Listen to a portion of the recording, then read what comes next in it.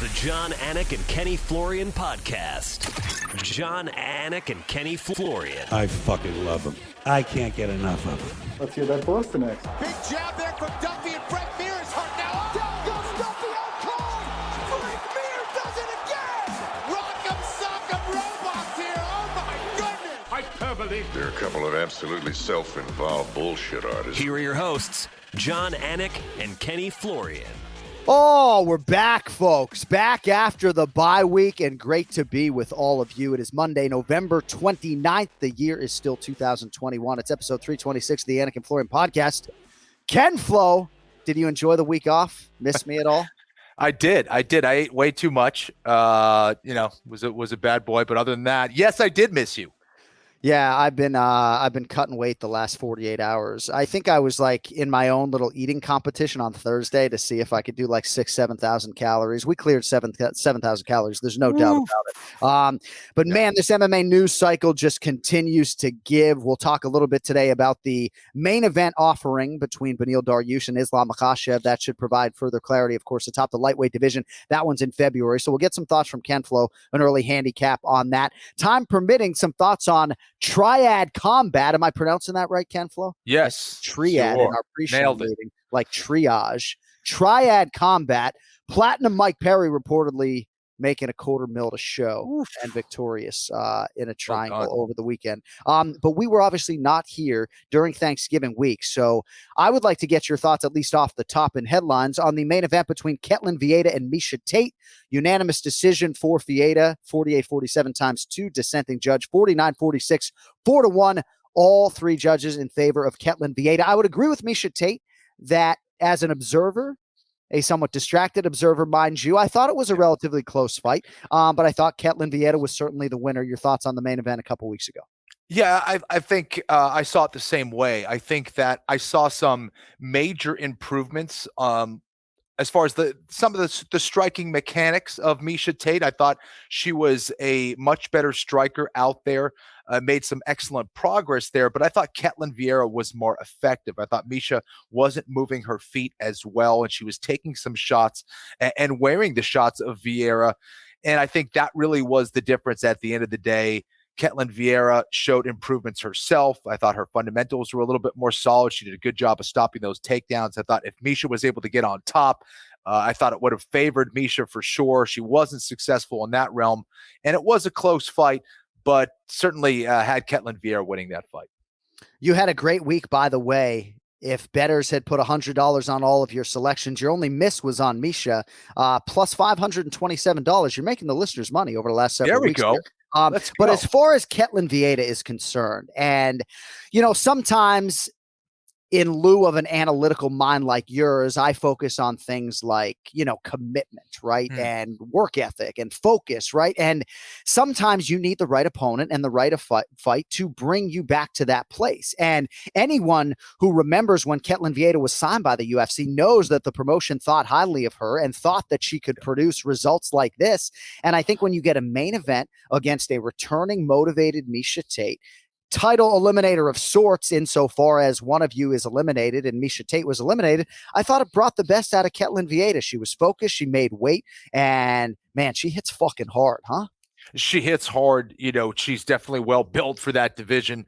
And again, showed improvements. And I think you look at her fight against Irene Aldana, the improvements that she's made since then, and, coming back from, those couple of losses, she showed that she is tough, she is determined, and she went against Miesha Tate, like you said. She went against a Miesha Tate that was highly motivated, that showed improvements. It wasn't enough, but I think Miesha's on the right track. This is a Miesha Tate late in her career that is improving as a martial artist and as a fighter, and I expect more of those changes moving forward from her as well.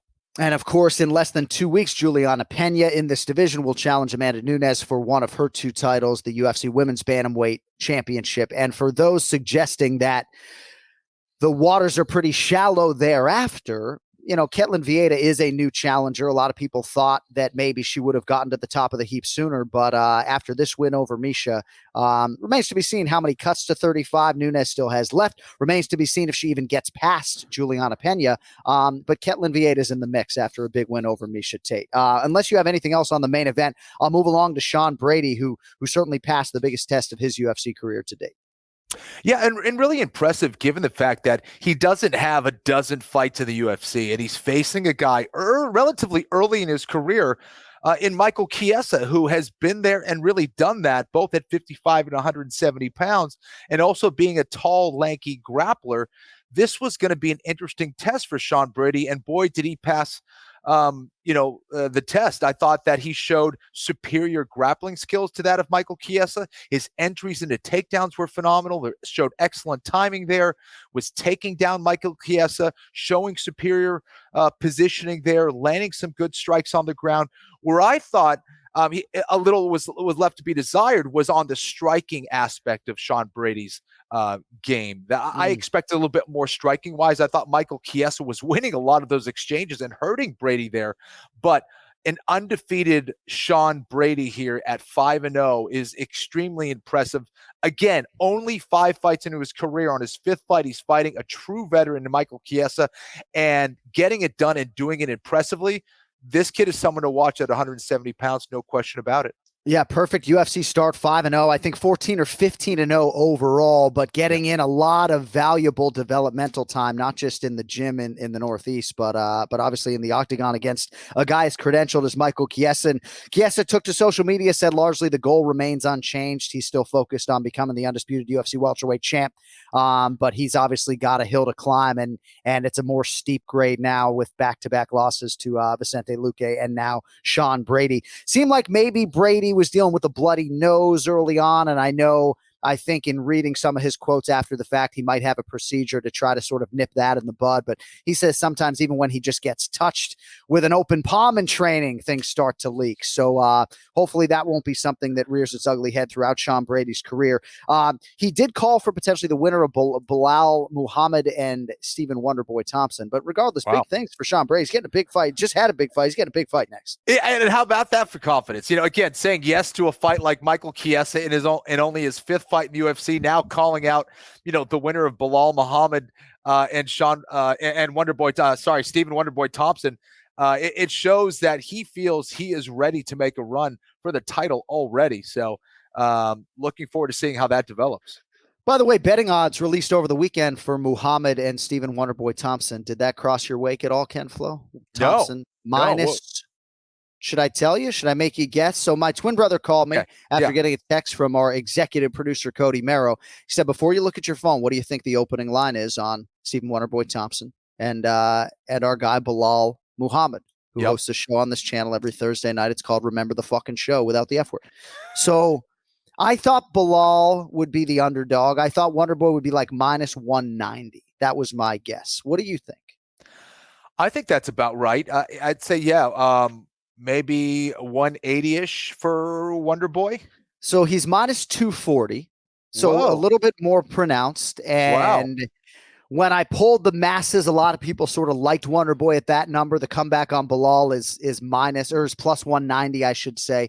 But I think these are pretty simple fights to handicap when it is Wonderboy Thompson, right?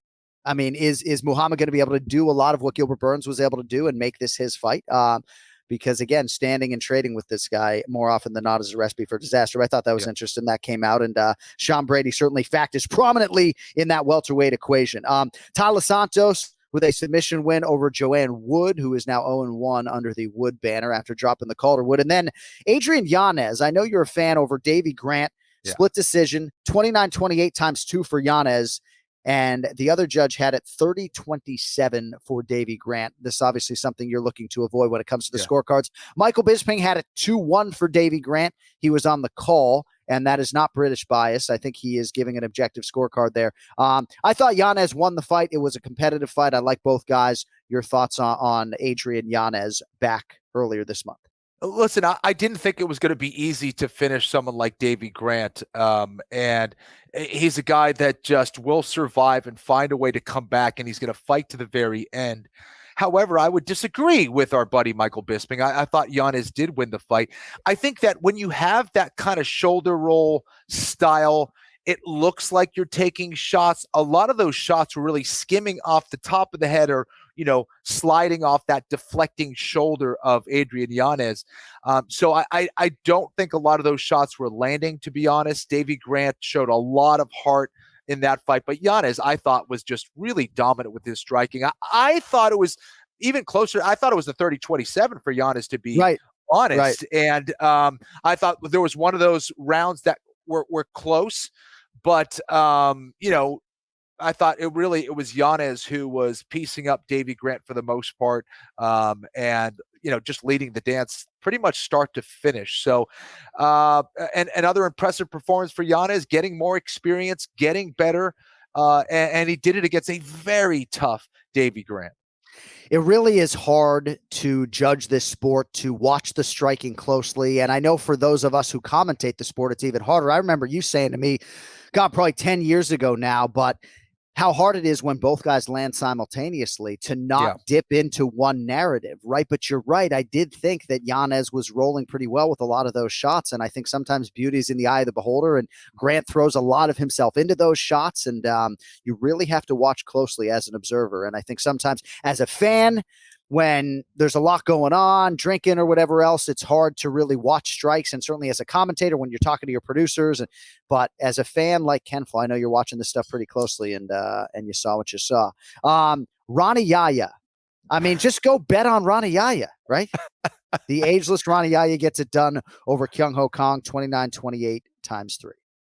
Yeah, just again, another vintage Ronnie Yaya performance. And he found himself in some trouble there against the Korean fighter who showed some serious toughness. But Yaya, just too good, man. You know exactly what he's going to do. He still finds a way to get you to the ground, whether he's on his back or not, knows how to turn the tables and take advantage, take that back. And surprised he wasn't able to get the finish from, that back mount, but just dominant nonetheless. Superior positioning. Brazilian Jiu-Jitsu at its best right there. All right, so after an off week for the combat sports leader, the UFC will be back at it. 3 consecutive shows here in December, the 4th, the 11th, and the 18th. First up will be Rob Font and Jose Aldo. James Krause coming up shortly to make some predictions. Gotta love 2 guys on the main card who Ken Flo fought. You got to love it. Clay Guida and Jose Aldo. More on that coming up later. But a couple other items I want to get to before we bring on Ray Longo. He's gotten progressively less polite with his text message replies when I write, hey, man, like, is 12:30 p.m. Eastern good?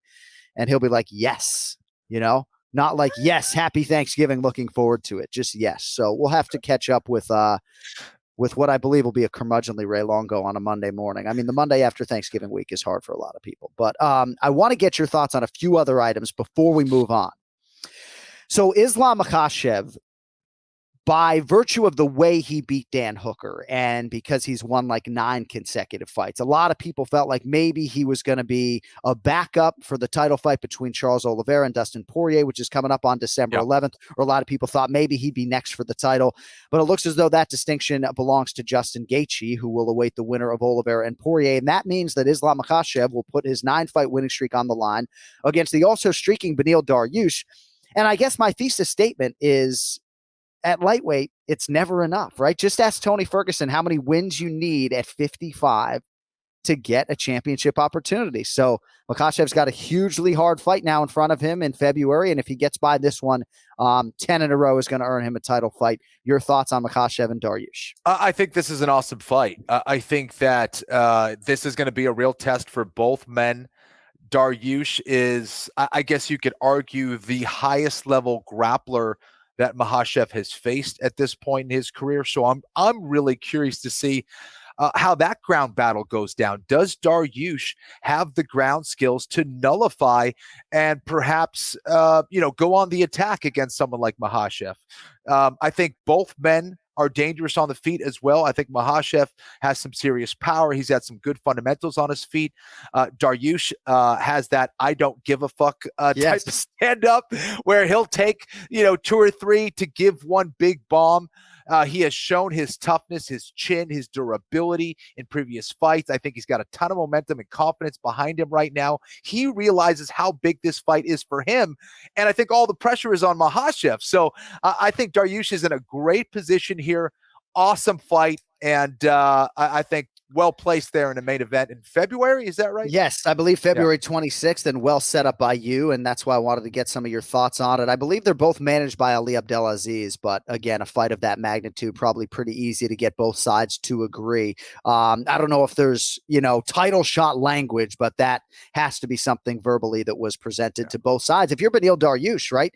I mean, I think he's won 6 in a row. If you beat Islam, dude, you're fighting for the belt as well. Yeah, and what a story that would be, right? When you think about him getting into the UFC and essentially devotes 5 years of his life to jiu-jitsu, masters that craft in so many words, right? And then moves on to MMA and, had some ups and downs of now bona fide lightweight contender getting Islam Makhachev. It's absolutely incredible. I fucking love that fight.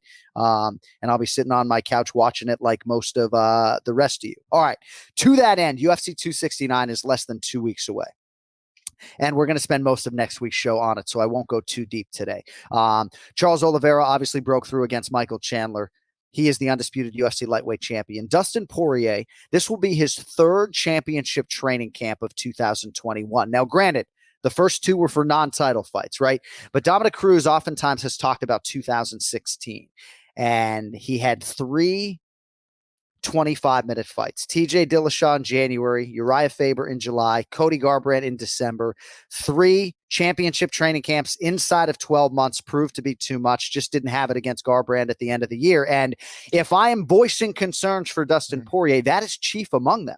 It's been a very busy year for Poirier, so busy that some Chael Sonnen, I believe, and others. No, it wasn't Chael, but some questioned, I think it was Brett Okamoto actually, whether or not this belt of Charles Oliveira's would even be on the line again in 2021 because Poirier needed some time off. But this belt was earned in May and it'll be defended in December. And I think for Dustin, it's asking a lot of himself to perform at his peak for a 3rd straight time this year.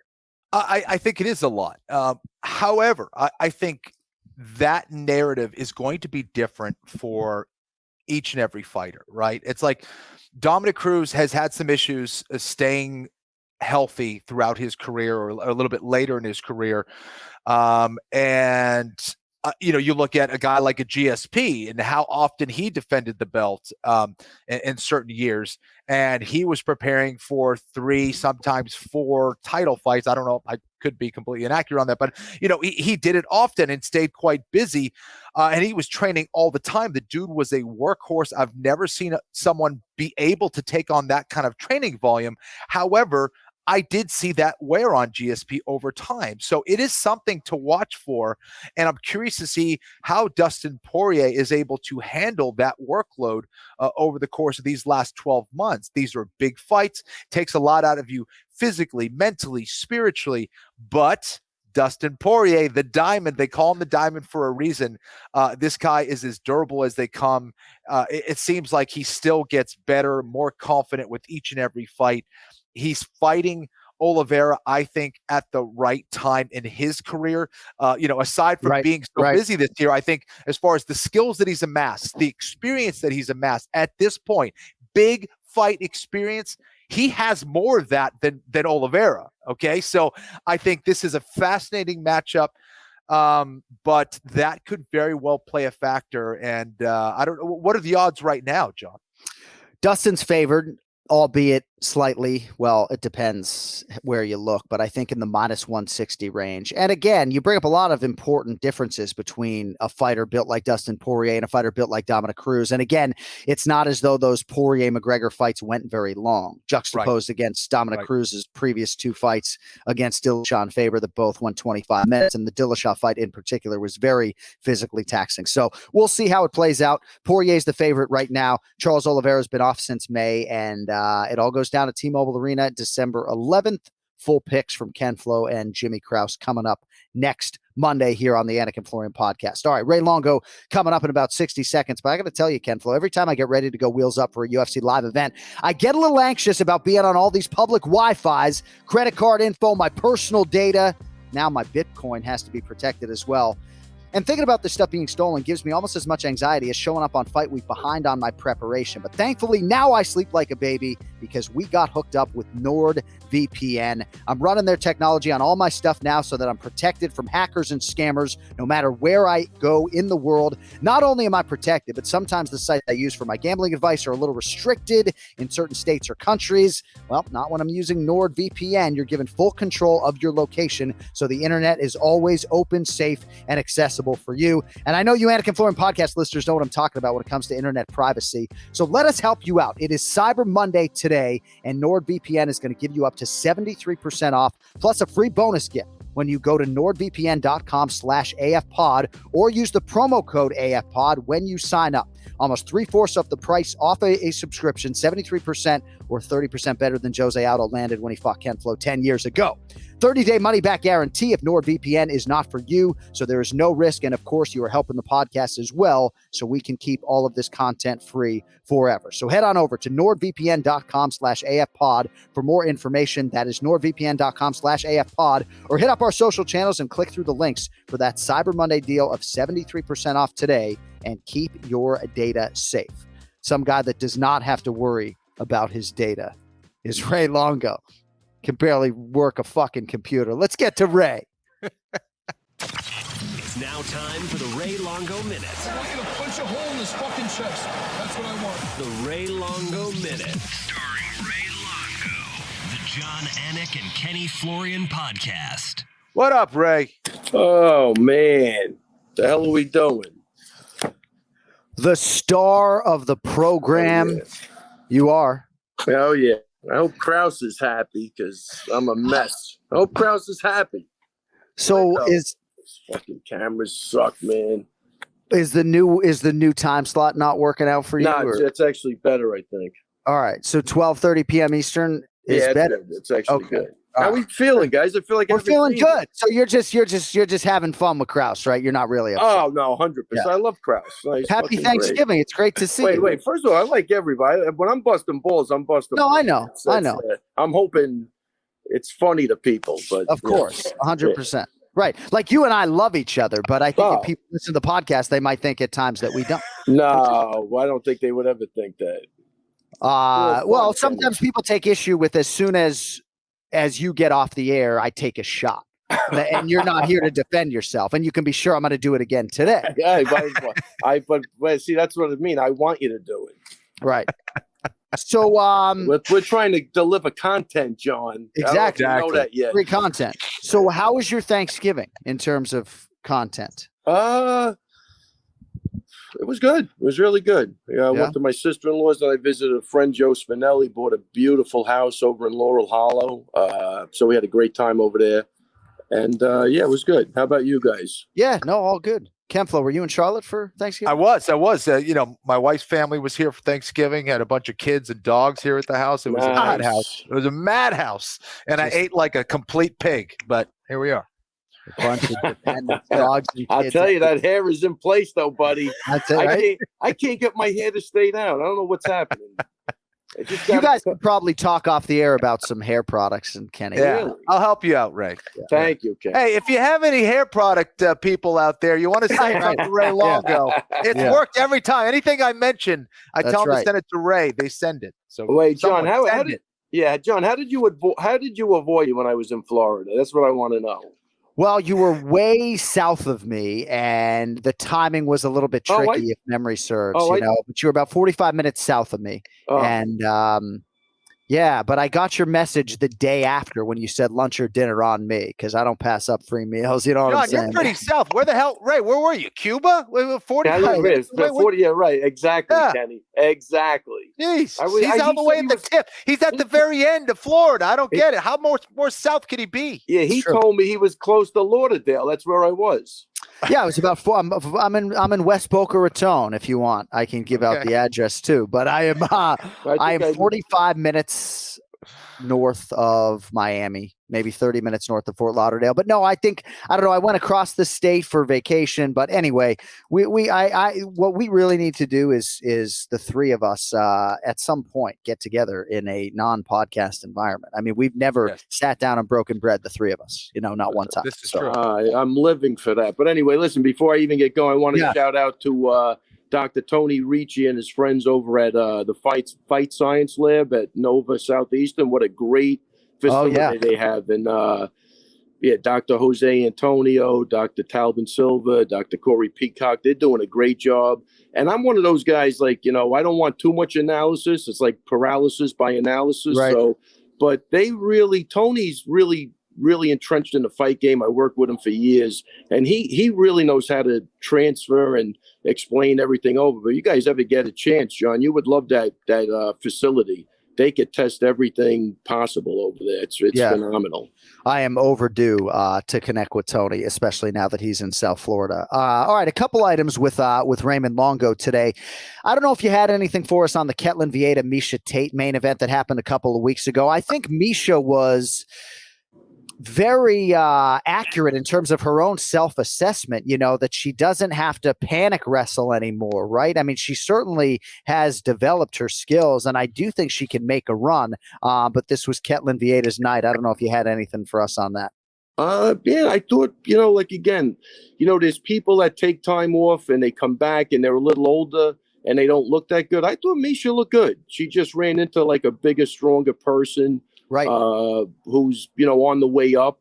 But I thought Miesha had a great account of herself. I really did. And I agree with her assessment. It didn't look like she was going to panic shoot or she was in a rush to get anywhere. But, I think the moment that killed me the most was after the fight when Ketlin Vieira was just crying, because I really believe she probably idolized her growing up. And that's a really bad thing when you beat the crap out of your idol. You know what I mean? You don't want to do it, but it's part of the game. That last piece when she was crying, telling Miesha Tate, "I'm sorry," that got to me, man. And I get it. I get it. I think we see it a lot in sports where, the guys, up and coming guys who they idolize, even in boxing, whatever it is, and then they have to go in and, the person they idolize is kind of on the way out, and they have to, do what they have to do. That's what I saw. But I thought Miesha did a great job. I think she's, I don't know. I like what I saw. Is it enough to get it to the championship? Look, she could always submit anybody. So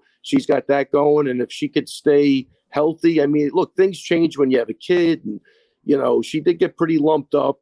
And, sometimes, your priorities are different. I talk to these guys as they're getting older. Their health becomes their first priority. Yeah. And these are guys that are tough motherfuckers coming up, man. And they just say, you know what, man, enough is enough. It's been 15 years, 16 years, whatever it's been. They got to just move on with their life. But I thought she had a great account of herself, and hats off to Ketlin Vieira. I thought she was just classy as you could be in a victory. And I do think, generally speaking, and I've said it repeatedly, if you are a combat sports athlete and you can wait to have children until either late in your career or it's over, cannot recommend that enough. I know, Kenny, obviously you did not have kids while you were fighting, and you and I, Kenny, both waited until we were a little bit older to have kids. But like, I sit here right now on a Monday. I'm going to Vegas to call Rob Font and Jose Aldo. And if I had 0 kids, the whole fucking show would be prepared already. You know what I mean? So never mind if I'm an athlete trying to get in sleep and 3-a-days and everything else. And, I know Miesha is finding a good balancing act. And again, she's the one pushing out the babies, which no male fighter can lay claim to. I'm just saying, it's really hard to balance all of those things, no matter your career, but especially as a fighter, Kemp. It's only hard if you want to be a good parent. Yeah. If you don't want to be a good parent, it's fine. It's not a problem. Yeah, but I'll tell you, I'm going to go another step, because obviously I've been there. But Kenny's right, man. I tell you, that's the he's 100% right. I'll go another route. I was lucky enough to have a great wife that really did everything. So when I was traveling, and I was traveling a lot, I always felt great. I always tried to make it up. And look, again, I don't even know if I did a good job. I think I tried to. I 100% was aware of it, cognizant, and I tried. But Kenny's right, though. If you really want to be a good parent, man, you got to be present. That's just the bottom line. I think there's other ways around it, but I think that's where Matt's at in his life now, man. He just wants to spend time with his kids, man. That's part of the whole thing. And, there's things that exist outside of fighting, right? And calling the fights and everything else. But you get one shot at doing that family thing right. And you better think about it, because it's definitely not easy. And I think for some of us, fathers and mothers, it's self-inflicted guilt, right? Like my wife has never given me shit for not changing a diaper, no pun intended, but I put guilt on myself when I'm not meeting her halfway. Like my best friend, who coined the phrase "yo later," Brian Montgomery, love him, right? Never changed a diaper in his life. Like he's an average father. He's a pretty good father, if he listens to this, he's going to kill me, right? But like he coaches the hockey teams. He's a doting dad, but omnipresent wouldn't be the first adjective that I would use. And when he goes off to Maine for a weekend, he does so free of guilt. He's not putting any guilt on himself. And I know for me and Kenny, and I'm sort of putting this on him a little bit, but I know for us, when we're away, we come back, we feel this great need to contribute and perhaps overcompensate for the time we've missed, Exactly. So. And just to your point, John, I never changed the diaper either. The first not one in your life. Maybe one. Isn't that? I don't know. So it's a little bit of a generational thing, though, I think, Kenny, right? Because no, that's true. Absolutely. Yeah. I'll tell you, the first time my wife left me with the kids, I called my one friend who had kids, Chris the senior. Say, hey, dude, you want to hang out? He came over. I made him change the diapers. I swear, I'm not even joking around. I was so happy to come over. I said, you know how to change a diaper? Because this ain't my thing, man. Yeah. No, I mean, when they're tiny little alien babies, that is the worst thing. But it is funny, right? Because I do think if you talk to a lot of men born in the 50s and 60s, they didn't change a lot of diapers. If you talk to men born in the 70s, 80s, and 90s who have become parents, I think a lot of those guys changed diapers. I think it has changed a lot. I think the traditional gender roles have gone by the boards. No? You're smirking at me, Longo. Things are changing in this world, John. Chivalry is dead or no, Ray? I don't know. You guys are giving in. Can you hold to your ground? Don't change your diaper. Right. You know what else never happened? You were never in the delivery room either. They have to torture you with that now. Right. You know what I mean? You never want to look at that thing when a baby's coming out. You'll never be the same, John. Yeah. You got to keep that picture of that JJ just really tight in your mind. Man. Okay. I don't want to see a head popping out. That's funny. Can't unsee it. Yeah. Generation of weak-minded men trying to stay hard out here, changing that. What about the delivery room when you get that girl that's cursing out her husband? You motherfucker! I swear to God, I was it's not even your baby, probably. Right? Oh yeah, I was like, I remember looking at my wife like, "Hey, listen, you try that in there, I'm killing everybody in the room." I'm telling you, this guy was getting slaughtered, John, slaughtered. Oh man, like, what? I'm on no sleep, so it's even worse. Yeah. Well, this is not what I had earmarked for the Ray Longo Minute today, but a couple things I did want to talk about. Justin Montalvo. Oh, this week. Fight. Yeah, right. I did my homework. I did my research. You've dropped his name 23 times in the history of the podcast. So I figured we would give him a shout out. He's fighting this weekend. Is that right? That's right. Bellator, did you say? Bellator. Okay. So he's got to fight this weekend. What can you tell us about that? Man, he's always ready to fight. He's always in the gym. He's 3-0. I think he's 3-0 with 3 knockouts, 3 finishes. Great hands, great takedown defense. He's looking good. Really, really good. I feel like you started talking about him on these airwaves when he was an amateur, so I did want to give Justin a little shout out there. And he's been in the gym since he's 15, right? He's one of those guys. So everybody's pulling for him. He's a great kid, great dad. Dad'll do anything for him. Ernie Montalvo, shout out to him, because I tell you, without him, that we don't know where he is. Wow. But everything's going good now, so I'm stoked. I'm leaving Wednesday night, and really happy for this guy. Where are the fights? Connecticut. Oh, okay. All right. So it's not all right. Last order of business, and then time permitting, we'll get a prediction from you on Rob Font and Jose Aldo coming up this weekend. So Ally Quinta has seemingly retired from mixed martial arts, or at least has hinted as much publicly. I apologize for not crediting the interview. Did you get a chance to digest any of Al Iaquinta's comments about his fighting future? Yeah, no, I've talked to Al, man. I think he's had enough, man. I think he was scheduled for ACL surgery December 2nd, but he's going to go to Colombia to try the stem cells, before. But he's just banged up, man. And it's I think it just finally caught up to him even mentally, because you could be banged up, but mentally still be in there. I said, this is the first time he's pretty banged up mentally. I love the guy. The guy will always be a warrior, but I don't think that fight was indicative of anything we've seen of Al Iaquinta in the last 15 years. Right. Is that something that you saw coming a little bit, maybe leading up to that fight or in that camp where you said, hey, Al's not putting forth maybe the same kind of effort, or his energy is off? Was that something that you saw a little bit? Yeah, well, he couldn't, but we came to the agreement, like, listen, let's try to get to the fight healthy. You know how to fight, you know what I mean? Do what you have to do. But there were days where he'd have to take 2 or 3 days off, which in a fight camp is an eternity. But then he would feel good, and I would feel happy about that. And, it is what it is. I honestly, he's been pretty open with it, but I don't really want to take one iota away from Bobby Green. Think the guy's a fucking great fighter and a great person. I really like Bobby a lot. So, I think I don't want this talk to diminish what he did either, because of course, if Bobby Green wasn't good, Al would have been, Bobby Green was part of the problem. He's very good. Right. And he was very accurate and fast.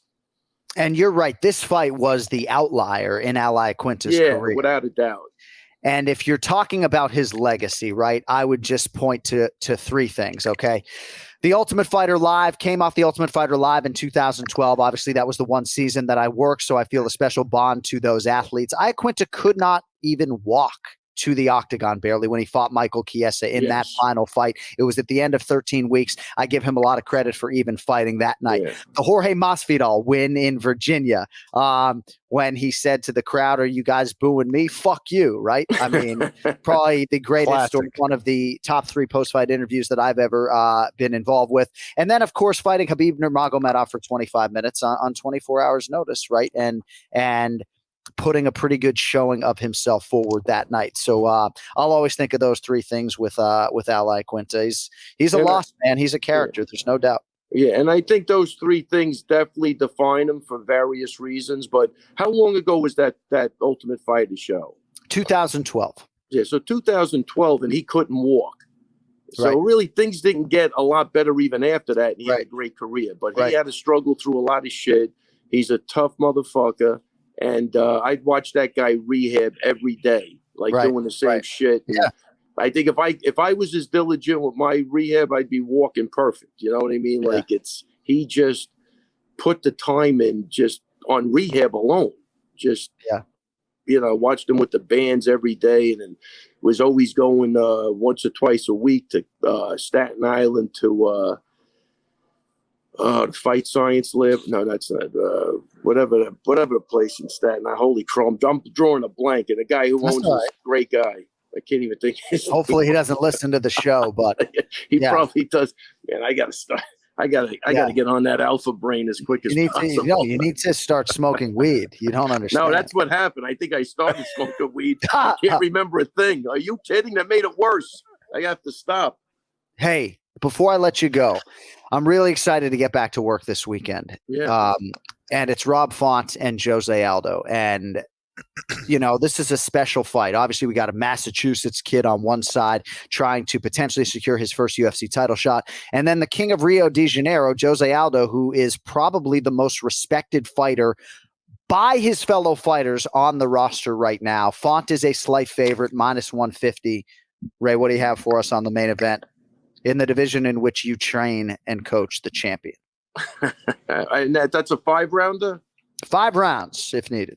Yeah, I think that's the benefit to Font is that I think in a 3-round fight, Jose Aldo's been looking phenomenal. You know what I mean? But he's got another 2 rounds to finish. I'm going to go with Font. He's got great boxing.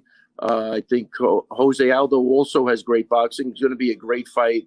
I just hope that it's almost like the Miesha Tate, Caitlin Vieira. I'm sure he idolized Jose Aldo. Now he's got to face this guy. He's still good. He's going to have to put all that stuff past him and just go in what he does best, which is, put on a boxing clinic against a guy that could box. So that's going to be a great fight. I think the 5 rounds favors Font. I'm gonna go with Font in this fight. Look at Longo ready to go on a Monday, and you're absolutely right. There is a comparison to be drawn between the Vieira Tate thing. Yeah, those things I don't know if Font put Aldo on that pedestal per se, but yeah, I mean, this is the fight. This is the guy, the famous guy. You got to get past if you're going to become a world champion. So. All right, in that iQuinta podcast, call me Al if you do want to listen and follow iQuinta's exploits after fighting. Anything else before we let you fly? You do need some fucking pomade on that lettuce. Oh, huh? Man, dude, I could put anything in here. It just sucks it right up. Kenny, help me. Some Valvoline or something up there, right? Do?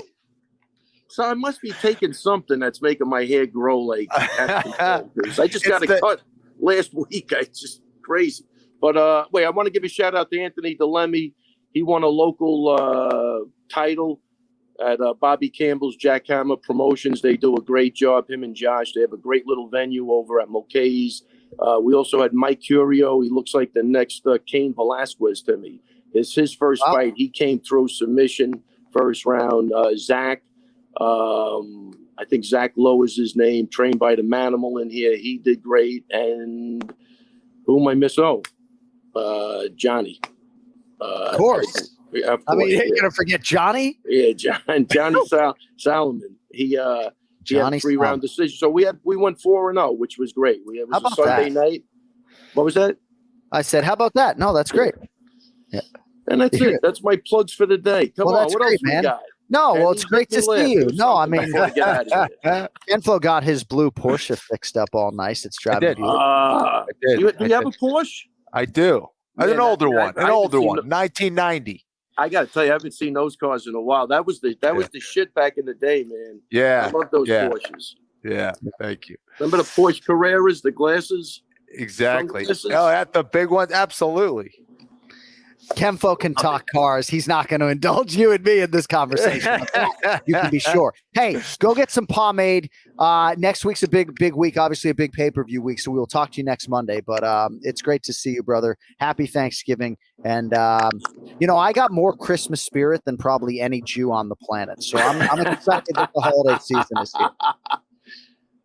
We're all God's people under the sun, buddy. Right. Don't break it down to Jewish, Catholic. You're making a mistake. No, I'm just saying I didn't grow up with like Christmas trees and everything. So I married a Polish Catholic woman, and now it's like my kids have to listen to Christmas carols from November 15th on, and that's just the way it goes. Isn't it a great holiday, though, John? Isn't it a great holiday? Enjoy it. It's the best. They'll probably cancel it next year, so enjoy it this year. Right. Seriously, get as most out of it. That's what I'm doing. I'm going crazy this Christmas because I love it. Next year, who knows what we'll be celebrating.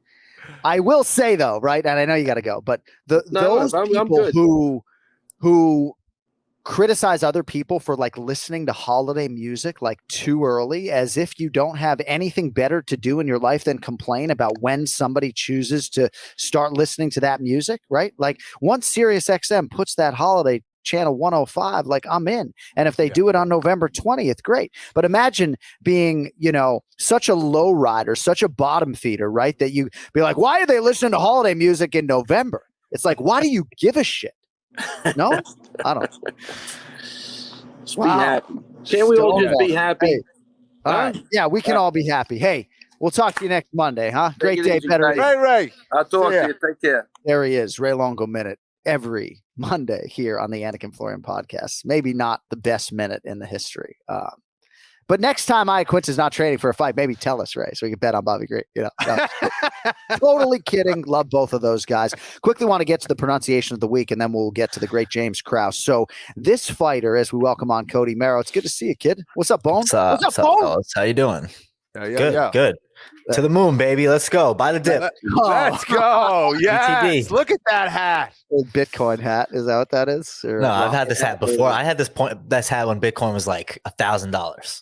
Should have bought Bitcoin instead of his hat. Yeah. Exactly. Moving on to the pronunciation of the week. Rocket emoji hat. All right. So this fighter, right, once walked out to Baby Shark. He was to fight Matt Brown this weekend, but Matt Brown got COVID-19 and is not competing. So as of now, this man doesn't have an opponent, but he does have a surname that is mispronounced by a lot of people. So Cody Merrill, of whom are we speaking?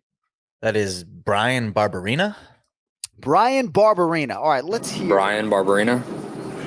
Brian Barberina. Twice slow. Brian Barberina. Yeah. Brian Barberina. Not all athletes are as good a sport as Brian Barberina. Ken Flo, sometimes when we have the athletes, and that's a win, Cody, excellent job. When we have the athletes slow down their names, sometimes it can make the process more confusing. I've talked at length about this with MMA junkies John Morgan, but in this instance, when he slows it down, you clearly hear it is Barberina and not Barberena, as he has been called for much of his UFC career. So right, and I like that they're not going to do the breakdown. It'd be like if I am Kenny Florian, I'm Kenny Florian. It's totally different. Yeah. Your name can really, and like DC, right? We call him Cormier, but if you listen to his file, it's like Cormier. Yikes. All right. We got a big show coming up this weekend. Fans are excited, obviously, after UFC was dark last Saturday. It is UFC Fight Night, Font versus Aldo. Let's get to the main event challenge. It's the main event challenge. Anik. The time is most definitely now. Florian. I finish fights. I'm going to do everything possible to win. The main event challenge. The John Anik and Kenny Florian podcast. Oh, there he is. Main event challenge backed by popular demand. At the James Krause on social media. UFC Let's go. vet, coach to the stars, James Krause. Great to see you, brother. How are you? I'm good, man. Just getting off the mats. Just got beat up for 25 minutes straight. And, that's how it goes sometimes. So pro practice is in the can, and now we're going to get this Anik and Florian podcast in the can. Quick update on how you guys did. Again, ever since Krause joined the show, you've both been in the black every single week. So Kenny did win the week, albeit slightly.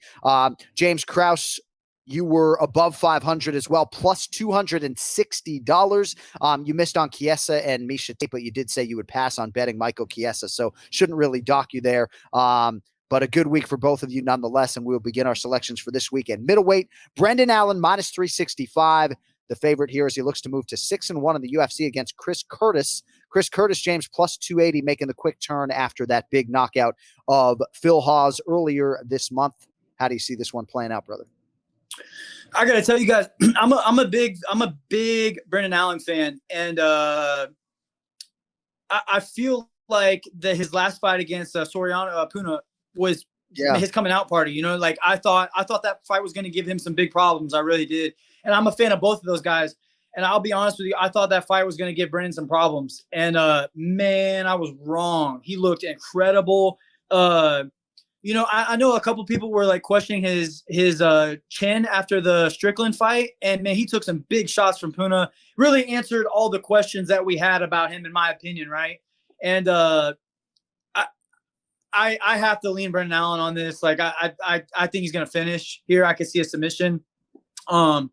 It depends on what he decides to do. If he strikes, I could definitely see it going the distance. But if Allen decides to grapple, I think he'll finish Curtis on the ground. But obviously Curtis has got some power, but I think Brandon's overall game, I think he's better on the ground. He's better striking. I think he's got a more complete game, more ways to win the fight.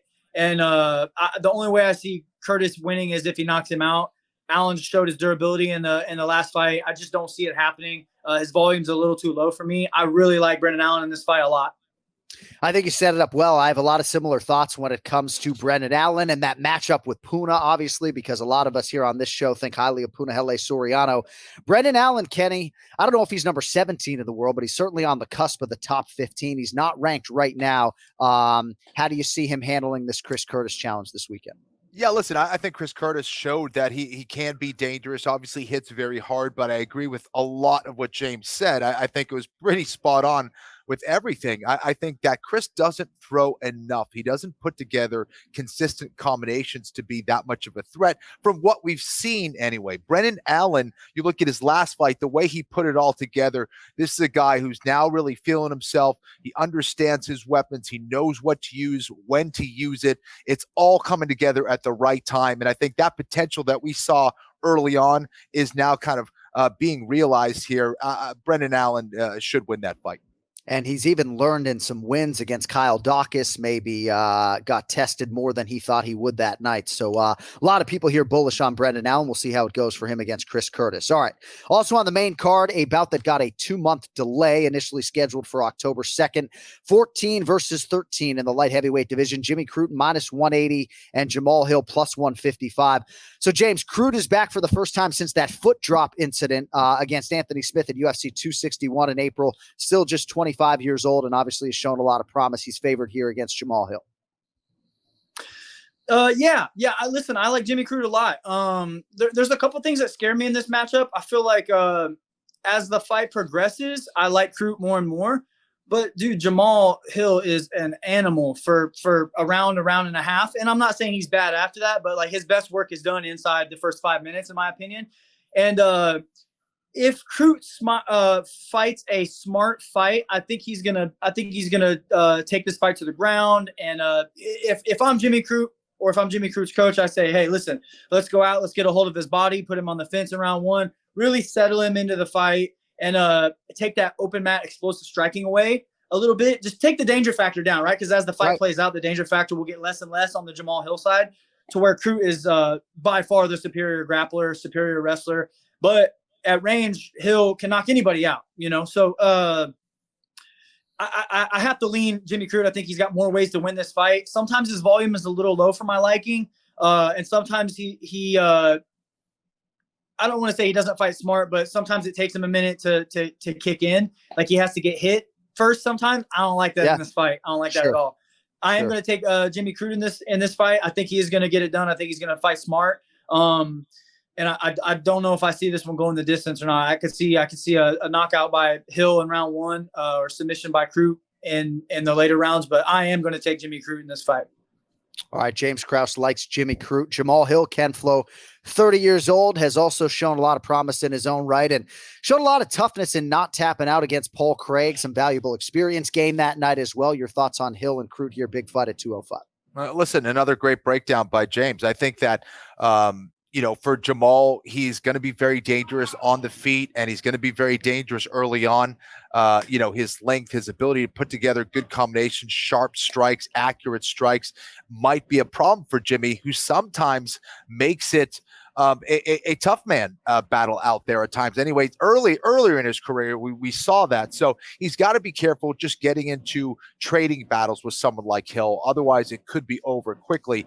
Jimmy is a sharp striker himself, but he has to make sure that he's staying defensively sound himself throughout those exchanges. But like James said, the easiest path to victory here is via the takedown.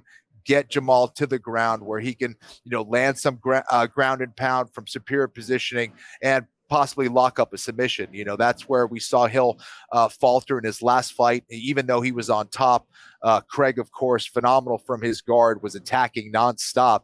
But I think that Jimmy, if he does get on top, get him to the mat, he'll have a much better advantage throughout the fight if he's able to do that consistently round after round. So I like Jimmy Crute here as well. All right, big fight. Excited to call it. Next one also fairly large at lightweight. 41-year-old Leonardo Santos competing for the second time in a calendar year, for the first time since 2015. James, you know this guy well. Obviously, he was knocked out by your guy Grant Dawson in March, and remarkably, that was his first UFC loss. Here, he's a minus 195 favorite against the still not yet 40 Clay Guida. What do you think, James? Who wins, Guida or Santos? I got to be honest with you. This one scares me a little bit. I mean, all the indicators would point to Santos winning this fight, right? Like, his takedown defense is extremely underrated and still really good. His takedown defense, if Dawson can't get you down, you know what I mean? Like, Grant got him down it took him, I think, 12 and a half minutes or whatever to get him down. man, Dawson can wrestle. And I know it's a little different, but I could see Guida just like outworking him, voluming him. And I do think Santos is going to win this fight, but he's getting older. His volume is starting to drop a little bit. His cardio isn't once what it was. I don't see Guida getting him down, but I could just see, like, you know how you have that little and I don't mean any disrespect to Clay. It's just the analogy that came up to me, that, you know, the little chihuahua that's like this in and out. Like, I could see Clay, you know, he's won fights doing that before. And I love Clay, by the way. Like, it's not any disrespect to him. Of course. I could see him in and out, you know, takedown, back up, just outworking Santos. I could see that happening. I like Santos's power. I like his takedown defense. I like his submission danger. I don't like his volume. I don't like the age, even though I'm sure they're probably similar. Clay does not fight like he's his age. I'm gonna lean Santos, but I don't feel great about it. You know what I mean? Like, I'm not like, I could see Guida, you know, just picking at him and scoring points and, you know, doing what Clay does, you know, but I am going to take Santos here. The question is, will I be dropping your Chihuahua analogy on live television on Please Saturday don't. night? Please He's got to be ready. BloodyElbow.com is going to be like, James Krause calls Clay Guida an old Chihuahua. Are you ready for that? Are you ready for that title, James? Nah, Clay knows better. Clay knows better. I'll text him and tell him I love Clay, dude. And he's beaten so many people like that. You know what I mean? Like, I didn't mean it in a obviously you guys know this, but dude, how many people has he done that to, though? I think it's a perfect analogy, and that's why I'm probably going to have no choice but to use it on the air. I think it's all right. Fair. You got it. And we have so much love for Clay Guida on this broadcast, despite the fact that he is immortalized getting choked nearly unconscious. Oh gosh! Right behind him. All right, little history on this fight because it's interesting for me and Ken Flo. We called Santos's UFC debut together in Fortaleza in 2013. You got the history with Clay Guida. You fought him in 2009. It was UFC 107. Absolutely destroyed him, as of course is immortalized on the wall behind you. But Guida's fought 21 times in the UFC since you fought him. 32nd UFC appearance for Clay Guida, who turns 40 4 days after the fight. How do you handicap his chances here against Leonardo Santos, Ken Flo? Yeah, this is a tough one to break down, James. I agree. You know, Leonardo Santos was like one of the guys that I really looked up to in the jiu-jitsu world for a long time, was one of the guys who brought a lot of popularity to the butterfly guard back in the day, just one of the Nova União black belt legends for sure. And now has had success here in the UFC as well and made great strides with his striking, you know, since we called his debut. And Clay is an absolute savage and a guy who, if you're not able to get his rhythm, he's going to give you a problem, man. He moves weird. He's unorthodox. He'll hit you from weird angles. You know, he'll keep you guessing with his takedowns and things like that. And his work rate his durability is second to none. So this is a very difficult fight. Leonardo Santos, we see him fade sometimes. You know, he can go from landing the sickest combinations and having the best round to looking lost in the next round and kind of out of it and not focused. So he's going to have to be extremely focused, because what we do know is that Clay Guida is going to be in his face for every second of every round. And you know what? I kind of like the underdog here. I think Leonardo Santos probably has more ways to win. However, I think Clay Guida is the more consistent guy. And I'm going to go with Clay here for the upset. Just like a little fucking chihuahua, right? Barking in your face all night. You just can't get away from it, right? Exactly. Unbelievable. And I thought he won that last fight against Mark Madsen. I thought it was real close, but if I'm being honest, I thought he beat Madsen. So, you know, he's had some tough decisions go the other way. Yeah. All right. Co-main event. What a matchup it is at lightweight. Rafael Fiziev minus 120. Brad Riddell is the even money underdog. We'll take the round and the method of victory, fellas, if you do have it. So Fiziev has won 4 in a row since he got knocked out in his UFC debut by Magomed Mustafayev. Last win certainly tested against Bobby Green. That was UFC 265 in August, and he is a slight favorite here against the man, Brad Riddell. James Krause, who do you have?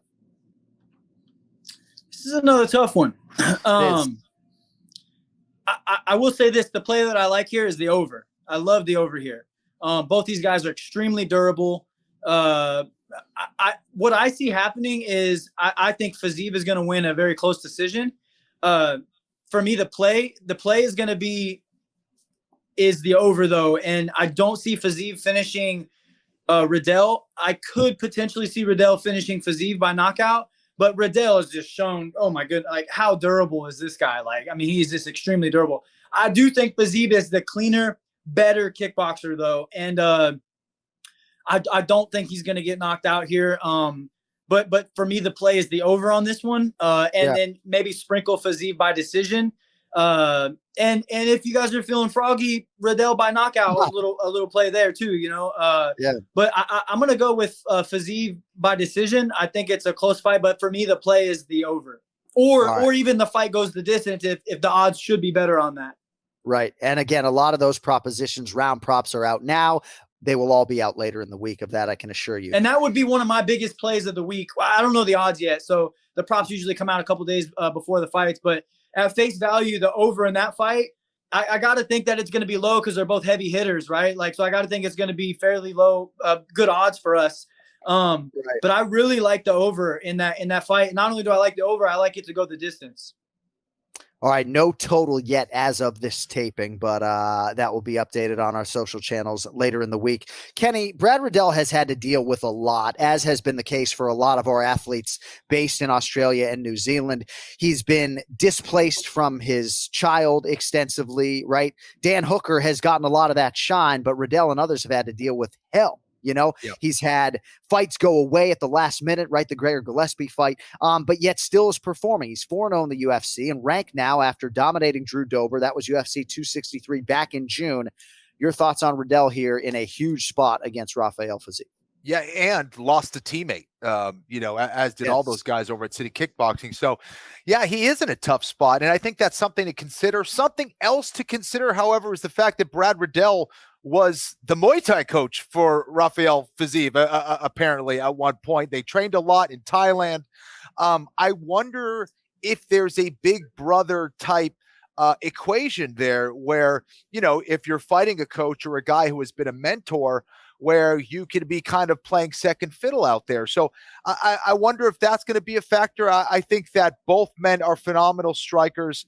And because it's so close here, not that I gain any extra points necessarily, I don't think, but I kind of like the underdog here. I like Riddell.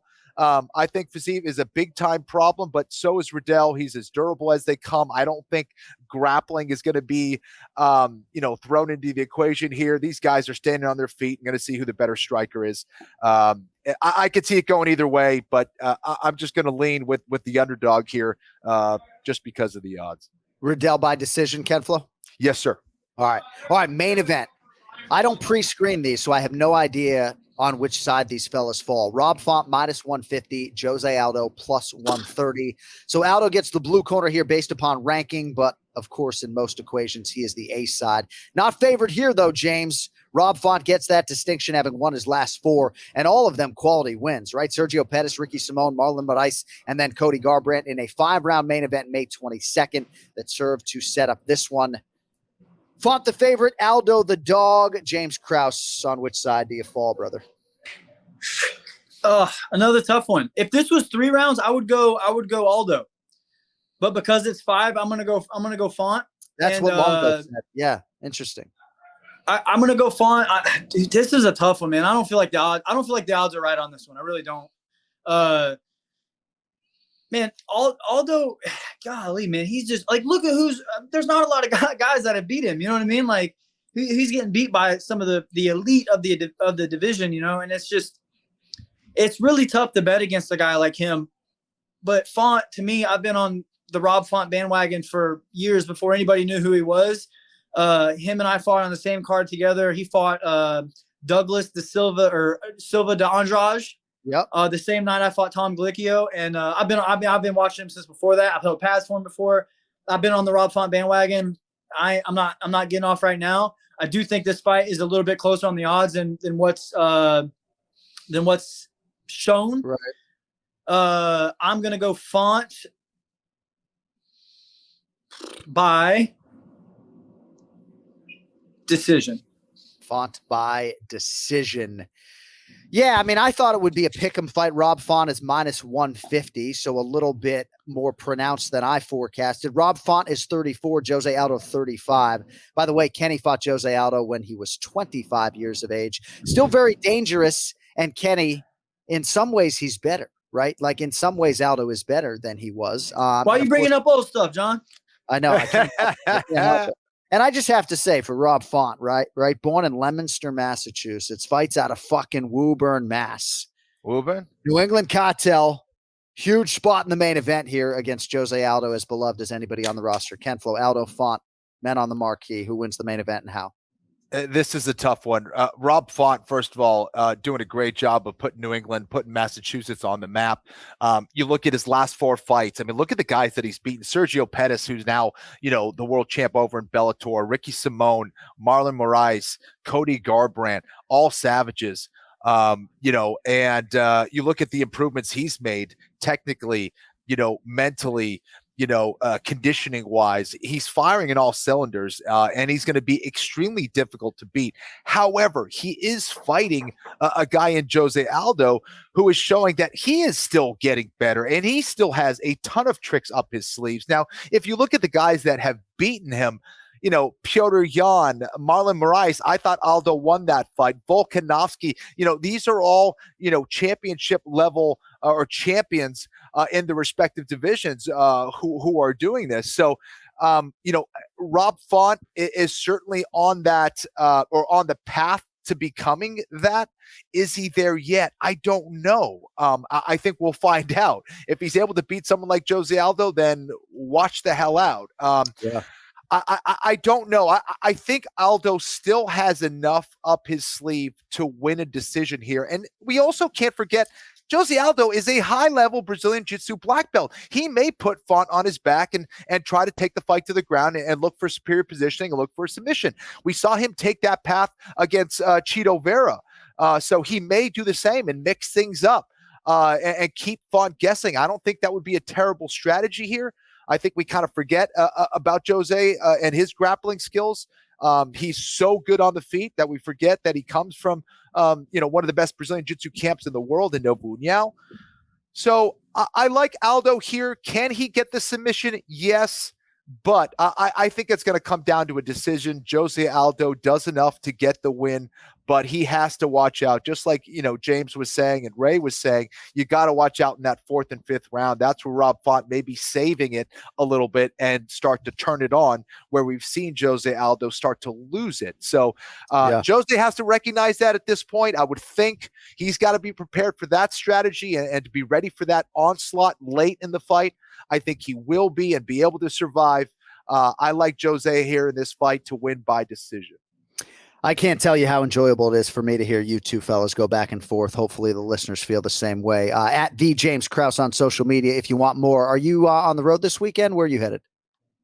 Nope. Home. Wow. Home sweet home, baby. There we go. Well, enjoy the great state of Missouri, or are you in Kansas? I always get confused. Nobody's on the Kansas City, Kansas side, bro. Come on.